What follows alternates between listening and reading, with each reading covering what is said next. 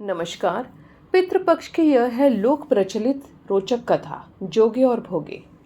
जोगे तथा भोगे दो भाई थे। दोनों अलग अलग रहते थे। जोगे धनी था और भोगे गरीब। दोनों में बड़ा प्रेम था। जोगे की पत्नी को धन का अभिमान था, किंतु भोगे की पत्नी बड़ी सरल स्वभाव की थी। पितृपक्ष आने पर जोगे की पत्नी ने उससे पितरों का श्राद्ध करने के लिए कहा, तो जोगे इसे व्यर्थ का कार्य समझकर टालने की कोशिश करने लगा। किंतु उसकी पत्नी समझती थी कि यदि ऐसा नहीं करेंगे तो लोग बातें बनाएंगे।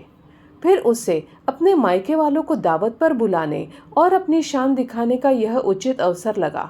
अतः वह बोली, आप शायद मेरी परेशानी की वजह से ऐसा कह रहे हैं, किंतु इसमें मुझे कोई परेशानी नहीं होगी।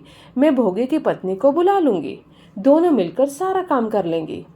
फिर उसने जोगे को अपने मायके न्योता देने के लिए भेज दिया।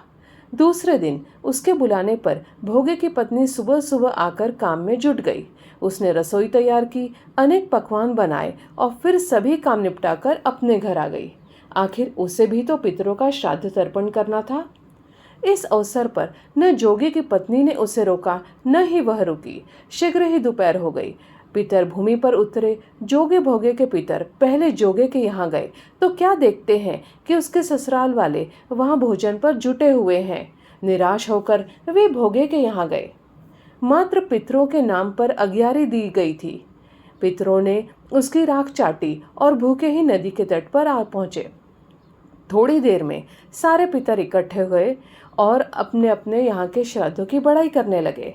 जोगे भोगे के पितरों ने भी अपनी आपबीती सुनाई। फिर वे सोचने लगे, अगर भोगे समर्थ होता तो शायद उन्हें भूखा न रहना पड़ता, मगर भोगे के घर में तो 2 जून की रोटी भी खाने को नहीं थी। यही सब सोचकर उन्हें भोगे पर दया आ गई। अचानक वे नाच नाच कर गाने लगे, भोगे के घर धन आ जाए, भोगे के घर धन आ जाए। होने को आई। भोगे के बच्चों को कुछ भी खाने को नहीं मिला था। उन्होंने माँ से कहा, भूख लगी है। तब उन्हें टालने की गरज से भोगे की पत्नी ने कहा, जाओ, आंगन में हौदी औंधी रखी है, उसे जाकर खोल लो और जो कुछ मिले बांट कर खा लेना। बच्चे वहां पहुंचे तो क्या देखते हैं कि हौदी मोहरों से भरी पड़ी है। वे दौड़े दौड़े माँ के पास पहुंचे और उन्हें सारी बात बताई। आंगन में आकर भोगे की पत्नी ने यह सब कुछ देखा तो वह भी हैरान रह गई। इस प्रकार भोगे भी धनी हो गया, मगर धन पाकर वह घमंडी नहीं हुआ। दूसरे साल का पितृपक्ष आया। श्राद्ध के दिन भोगे की पत्नी ने 56 प्रकार के व्यंजन बनाए।